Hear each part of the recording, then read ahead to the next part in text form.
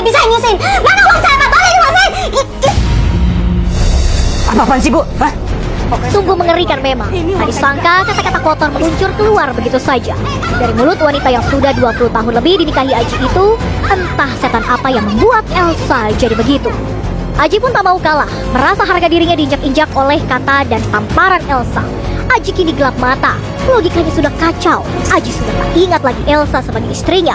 Yang ada Elsa adalah sesosok manusia yang harus dihabisinya. Istri kurang ngajar.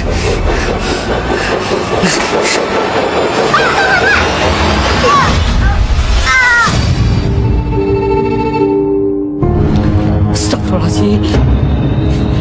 Ya Allah. Berbagai pikiran menghantui benak Aji dari kehidupannya bersama Elsa dan ketiga anaknya. Detik-detik ketika Elsa menghembuskan nafas terakhirnya hingga bayang-bayang kehidupan di balik jeruji penjara. Assalamualaikum. Aji dan Elsa sepasang suami istri yang sudah menikah sejak tahun 96. Dikenal warga sebagai pasangan yang baik. Jarang sekali mereka terdengar mengalami pertengkaran. Udahlah, kirim aja dulu. Berbagai usaha dilakukan Aji untuk bertahan di Sumatera.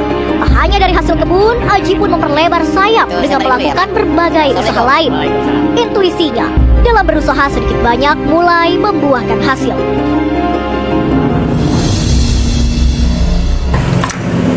Enggan mengecewakan rekan usahanya dan membayangkan keuntungan yang akan didapat tanpa ragu, Aji kerap bekerja sampai larut malam, mengantarkan minyak untuk dijual kepada rekan usahanya. Nganterin pesannya Pak Dar tadi minyak 2 drum. Bagus dong, makin bertambah pesanan dia. Terus, mana uangnya? Ya belum lah, Bu. Ini justru minta uang lagi untuk belanja besok. Soalnya banyak pesanan yang belum diantar ini. Pak, Bapak ini gimana sih? Kalau belum dibayar tuh Pak jangan dikirim dulu. Ya nggak bisa lah, Bu. Ini kan namanya juga sistem konsinyasi. Ya kalau udah laku ya baru dibayar. Konsinyasi. Kalau udah kena tipu tahu rasa, Pak. Mana uangnya, buruan ah. Ya, dalam rumah tangga itu antara Aji dan Elsa telah berbagi tugas. Aji sebagai tulang punggung keluarga bertugas mencari pendapatan, sedangkan Elsa bertugas mengatur semua keuangan di rumah itu. Usaha yang dilakukan Aji malah membebani keuangan keluarga yang diatur Elsa. Sikap Aji yang berani mengambil resiko sangat mengkhawatirkan bagi Elsa. Pak, nggak ada lagi Pak. Uang sawit itu buat Dito kuliah dan jaga-jaga. Masih diminta aja. Ya kalau gini nggak cukup, Bu, beli pesanannya Pak Dar. Terserah Bapak, Ibu nggak mau tahu caranya. Kalau Pak Dar bisa ngutang, ya Bapak bisa ngutang juga.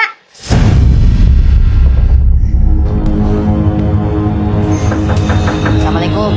Pak, Bang Haji. siapa tuh Pak? Kok Mama kesini? Walaupun masih banyak keperluan keluarga, namun Aji tak ragu untuk mengulurkan tangan bagi yang membutuhkan, terutama bagi orang yang telah dikenal baik. Iya bang, nggak usah bang, di luar aja. Begini bang, aku datang ke sini mau ngerepotin abang nih.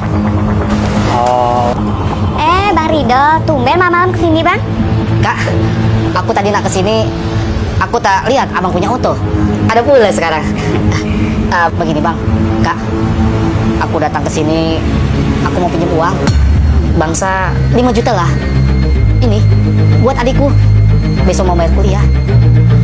Oh gitu Bang. Tapi gimana ya? Kami juga... ada. Bentar ya. 5 juta ya? Bagi Aji, hubungan baik dengan orang lain sangat perlu dibina, walaupun nantinya mengorbankan kebutuhan keluarganya. Kebunku bang, kebun sawitku sudah kumpulin semua kan? Pasti sebentar lagi panen bang. Iya dong, udah gampang tuh urusannya. Yang penting urusan kamu kelar duluan ya. Ya udah bang, kalau gitu aku pamit itu bang. Kak, terima kasih banyak bang. Iya. Assalamualaikum. Waalaikumsalam. Pak, kamu gimana sih Pak? Uangnya katanya buat besok, ini malah dipinjemin ke orang lain.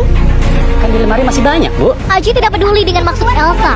Seperti biasa, bila sudah ada maunya, Aji tak segan-segan melakukan segala cara, termasuk menggunakan uang simpanan keluarganya yang selama ini sudah diatur oleh Elsa. Ya kalau soal pedesaan ini saya hafal lah Pak Kades. Kegigihan Aji dalam modal mencari uang tak terbatas hanya dengan berkebun dan berdagang. Melihat peluang sebagai pengurus koperasi di desanya, Aji tak ragu mengajukan diri kepada pengurus koperasi dan kepala desa. Udah Pak, kalau pedesaan kita ini berhasil Pak, kita itu pedesaan itu jadi percontohan Kabupaten Rohul Pak. Spekulasi, itulah yang dilakukan Aji. Namun Aji yakin dia akan sanggup untuk melaksanakan ide-idenya. Bayang-bayang akan keuntungan yang besar membuat Aji berani mengambil keputusan, walaupun masih dalam keterbatasan modal.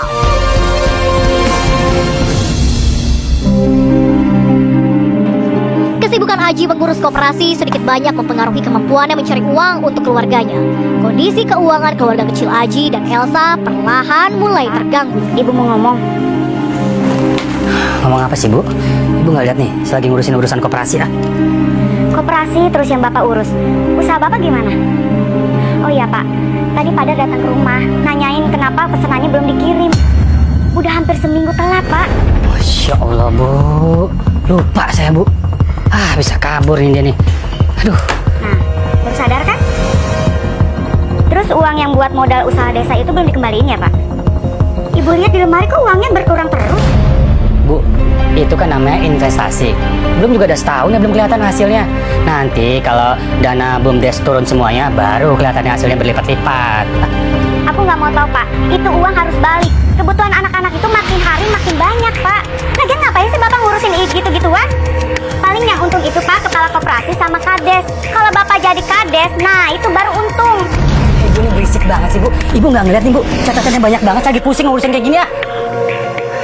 Ganggu aja. Bapak keras kepala banget sih dikasih tahu. Kali ini, kata-kata Elsa memberikan ide baru bagi Aji. Pengalamannya sebagai pengurus koperasi dapat dijadikan modal untuk maju sebagai calon kepala desa mendatang.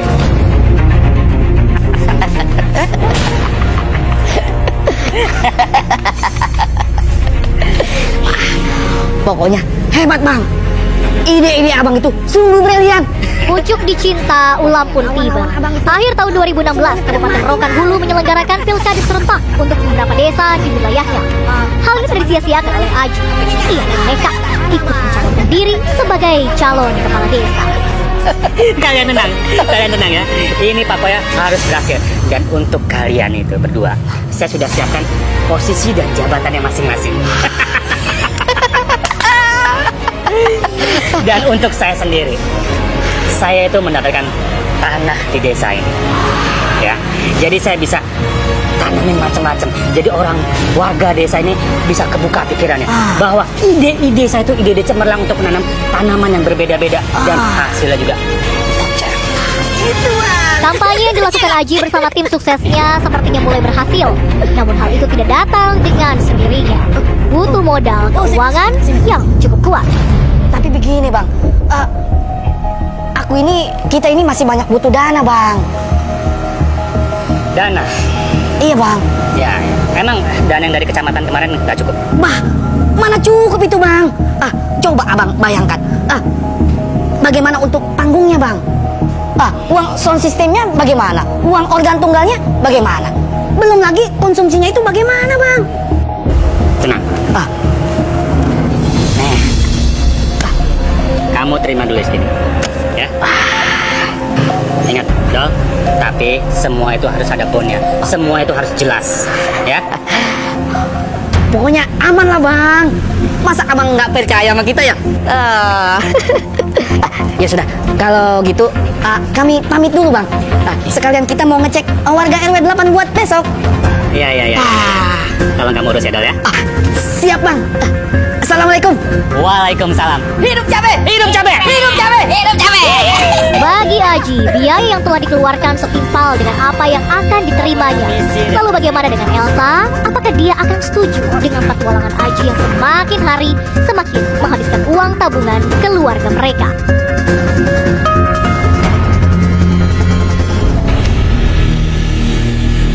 Bang Haji, pokoknya kita itu mesti menang Bang Haji. Iya gak? Iya. Kita tuh harus menang. Saya tuh udah keluarin biaya yang banyak untuk nyalain kades ini. Jadi harus menang. Siapa Haji? Hidup cabe, hidup cabe, hidup cabe. Awas ya, kalau kalah, uang kita udah habis-habisan untuk mainan ini. Ibu nggak perlu khawatir, kita tuh pasti menang. Ya, ide Bapak tuh cemerlang, nggak ada yang aneh. Ya, bagaimana Bapak-bapak, Ibu-ibu? Sudah bisa dimulai? Ayo, silakan. Silakan Bapak-bapak, Ibu. Oh iya Bapak, silakan Bapak. Terlebih dahulu. Jadi kita akan mulai penghitungan suaranya ya Pak. Bagaimana Pak? Sudah bisa dimulai? Ya, saya mulai dari surat suara pertama ya. Inilah hari yang dinanti-nanti Aji. Dari Semua Pak- pertaruhan yang dilakukan oleh Aji dalam pilkades ini akan dibuktikan pada hari ini. Diawali dengan pencoblosan kertas suara, nasib Aji akan ditentukan pada penghitungan suara setelahnya. Ya Bapak-bapak, Ibu-ibu, untuk perolehan sementara hasil dari pemilihan suara ini seri ya. Kandidat dari Partai Cabe dan juga Partai Mangga.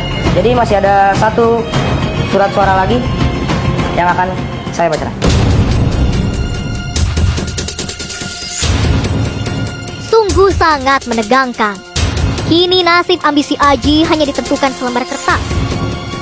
Selembar kertas biasa, namun dapat berarti hidup dan mati bagi Aji maupun lawan politiknya. Surat suara terakhir dimenangkan oleh kandidat dari Partai Mangga yaitu Bapak Usman. Untuk pemilihan kepala desa kali ini resmi dimenangkan oleh Pak Usman dari Partai Mangga. Pupus sudah impian Aji untuk menjadi kepala desa. Hanya karena satu buah suara. Jujur sudah semua usaha yang dilakukan dalam pilkades tersebut. Entah sudah berapa banyak uang yang dikeluarkannya, dan kini semua berakhir sia-sia.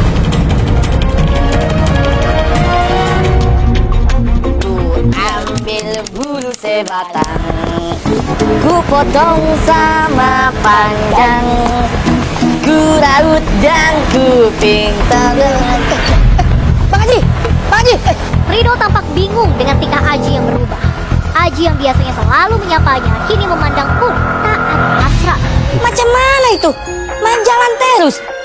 Kalah dalam pemilihan kepala desa, tak hanya membuat Aji kehilangan banyak uang, kini mentalnya pun tampak terganggu, entah separah apa. Namun hampir semua orang di desa itu tahu perubahan pada sikap Aji. Memang bukan kali ini saja hal ini terjadi. Seringkali kita dengar di media massa bagaimana seseorang terganggu jiwanya akibat kalah dalam sebuah kontes politik.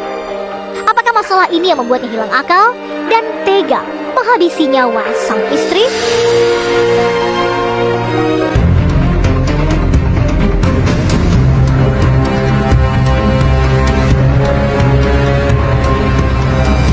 Akhir-akhir ini Bapak kok jarang kelihatan ya? Ibu juga nggak tahu akhir-akhir ini Bapak jarang pulang. Kok Ibu nggak cerita sih? Udah, nggak apa-apa. Bapak udah mulai biasa. Sekitar 6 bulan sudah, Aji jarang pulang ke rumah. Entah apa yang dilakukan di luar rumah. Namun Aji tak pernah mengabaikan keluarganya, walaupun belum kembali sempurna. Kondisi keuangan keluarga ini berangsur-angsur membaik. Nih Bapak. Iya, jangan lupa ya kamu pamitan sama Bapak. Assalamualaikum. Salam. Pak, Dito pamit ya mau ke Pekanbaru. Oh iya, hati-hati jalan. Udah minta uang sama ibu kamu. Ah, sudah Pak. Bu, Dito pamit ya. Ya Pak, hati-hati ya. Ya Bu. Iya, hati-hati. Dito menyaksikan kondisi ayahnya sudah mulai kembali normal. Aji kini dapat diajak komunikasi dengan baik. Menurut sang anak, mungkin inilah sikap ayahnya yang lebih baik. Ya. Assalamualaikum. Waalaikumsalam. Pak, tangan Bapak kenapa? Enggak apa-apa. Ini mungkin ototnya ketarik. Enggak. Semua anggota keluarga Aji telah meyakini bahwa Aji sudah kembali normal, bahkan kini lebih baik. Walaupun memang sesekali masih ada percekcokan dengan Elsa, namun bukanlah karena hal yang besar. Pak, kalau urusan mobil nanti aja, dikumpulin dulu uangnya. Oh iya Pak, Ibu minta tolong beliin pupuk. Kalau ditunda nanti nggak berbuah. Iya. Mau beli berapa? Beli 30 karung aja Pak, biar sekaliannya dipupuk, ya. Iya. Ibu ambil uang dulu. Mengingat sudah memasuki musim penghujan, Elsa mengingatkan suaminya untuk membeli pupuk. Tentu saja ini hal biasa bagi para petani sawit. Musim penghujan memudahkan mereka dalam pemberian pupuk. Pak, ini uangnya. Kemarin Ibu udah telepon Pak Ridwan. Dibeliin ya Pak ya? Iya. Assalamualaikum. Waalaikumsalam. Sesampainya Aji di tempat penjualan pupuk, rupanya terjadi perubahan rencana.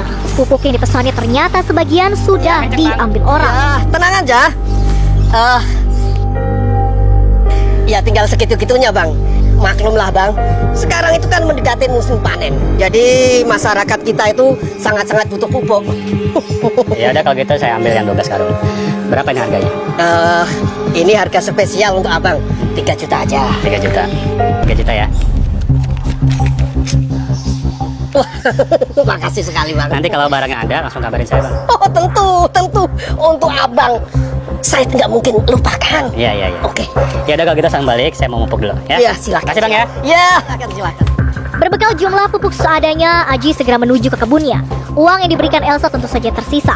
Tanpa berpikir untuk mengembalikan kepada Elsa, Aji berencana akan mempergunakan uang tersebut untuk rencana lain.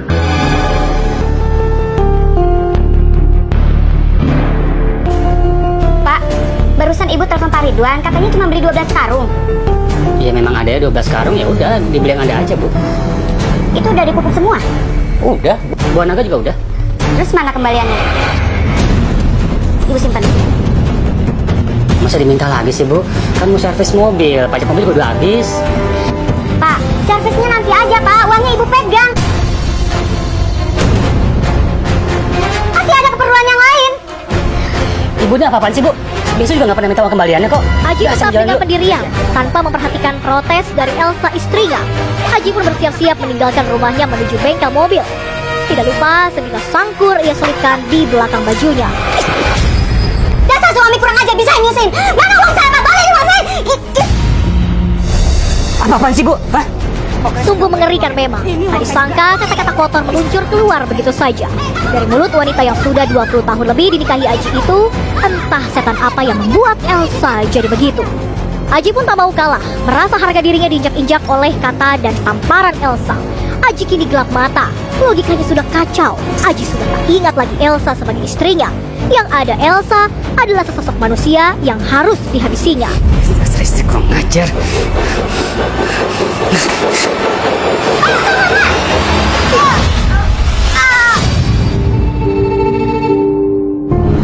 Astagfirullahaladzim. Ya Allah. Berbagai pikiran menghantui benak Aji dari kehidupannya bersama Elsa dan ketiga anaknya. Detik-detik ketika Elsa menghembuskan nafas terakhirnya hingga bayang-bayang kehidupan di balik jeruji penjara.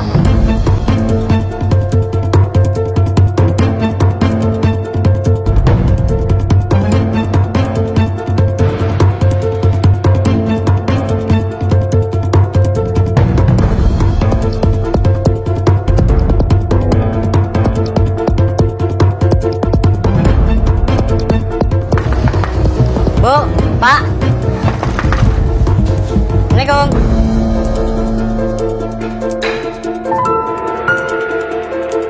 Apa nggak ada orang ya? Bu, Pak.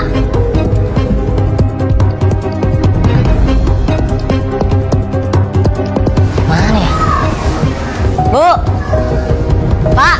Usaha Dito mengetuk pintu rumah dan memanggil kedua orang tuanya tampak tak membuahkan hasil. Sungguh sangat janggal. Rumah yang sepengetahuannya tak pernah dibiarkan kosong kini sunyi seperti tak bertuan. Apa mungkin dia ke rumah tetangga ya? Tapi nggak mungkin juga sih. Nggak biasanya dia ke rumah tetangga. Tapi nggak salah juga sih nyoba nyari. Kali aja di rumah Pak Gomeng. Coba aku cari ke sana.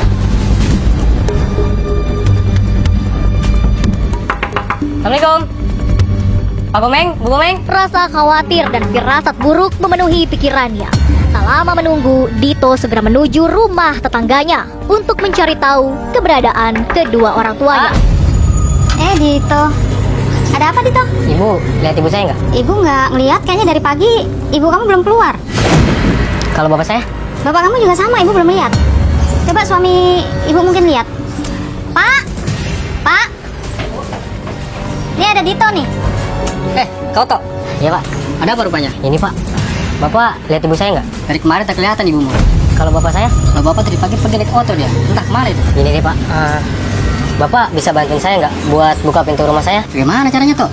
Kita jebolin aja Pak rumah saya. Mana kau? Marah bapak kau nanti. Udah Bapak tenang saja. Saya yang tanggung jawab. Benar kau tanggung jawab ya? Iya Pak. Tunggu sebentar ya. Saya ambil linggis ya. Iya Pak. Mendapat bantuan dari tetangganya, Dito segera menuju rumahnya. Hanya satu tujuan Dito, ia harus bisa membongkar misteri lenyapnya kedua orang tuanya. Ibu! Alangkah terkejutnya Dito. Dilihatnya jasad Elsa, ibunya terbujur kaku bersimbah darah di ruang tamu rumahnya. Bu, tolong panggil Pak RT dan warga, Bu. Iya, Pak. Ibu dulu ya. Ibu saya, Sabar ya. siapa yang tega kayak gini, Pak? Ibu saya. Sabar ya, Toh, ya. Iya. Sabar. Bu, ada apa, Mama? Itu, Pak. Mamanya Dito mati, Pak.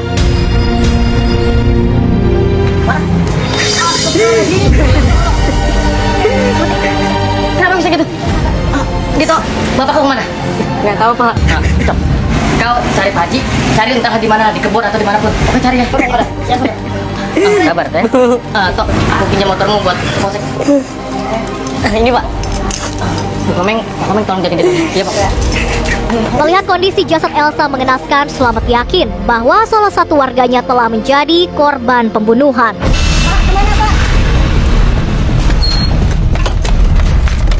Selamat siang, Pak. Ada yang bisa kami bantu? Saya melaporkan bahwa warga saya meninggal dibunuh, Pak. Dibunuh? Dari mana Bapak tahu kalau ada yang dibunuh? Karena saya melihat ada pisau tertancap di leher dan di bagian belakang, Pak. Kalau boleh tahu, korbannya perempuan atau laki-laki? Perempuan, Pak. Baik, kalau gitu kita langsung segera ke TKP. Ayo, Pak. Ikut ya, ikut kami. Siap, Nona.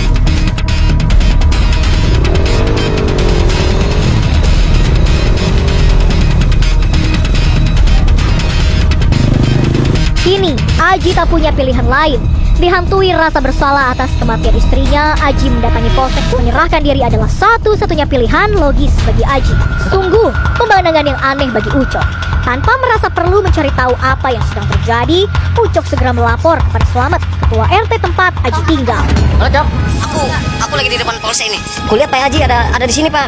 Apa? Di polsek? Masa sih? Boleh saya yang telepon, Pak? Halo, Bang.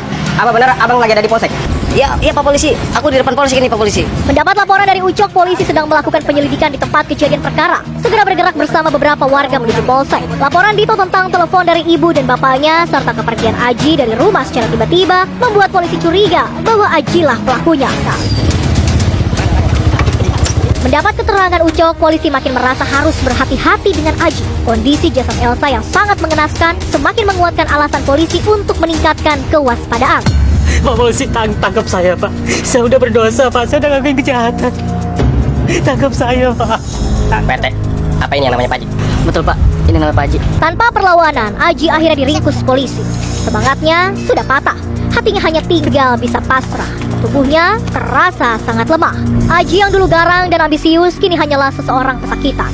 Berbagai keuntungan dan jabatan yang dahulu dikejarnya tak pernah bisa dinikmati. Kini yang ada hanya hidup di dalam jeruji besi. Maafin Bapak. Malang tak dapat ditolak, untung tak dapat diraih. Bekas calon kepala desa itu yang seharusnya bisa berkuasa pada suatu wilayah kini kehilangan segalanya hanya karena tak mampu menguasai emosi. Untuk pasal di sini kami menerapkan yang pertama itu tentang Undang-Undang Nomor 23 Tahun 2004, yaitu tentang penghapusan kekerasan dalam rumah tangga. Yaitu yang kami terapkan itu pasal 44, yaitu ancamannya maksimal adalah 15 tahun dan atau kita terapkan juga di sini pasal 338 KUHP dengan ancaman hukuman yang sama 15 tahun. Sudah merupakan suatu kodrat bila manusia memiliki amarah. Namun hanya logika dan kebesaran jiwalah yang dapat mengendalikan semuanya. Biarlah kematian Elsa ini menjadi kali terakhir. Emosi mengorbankan sebuah nyawa anak manusia.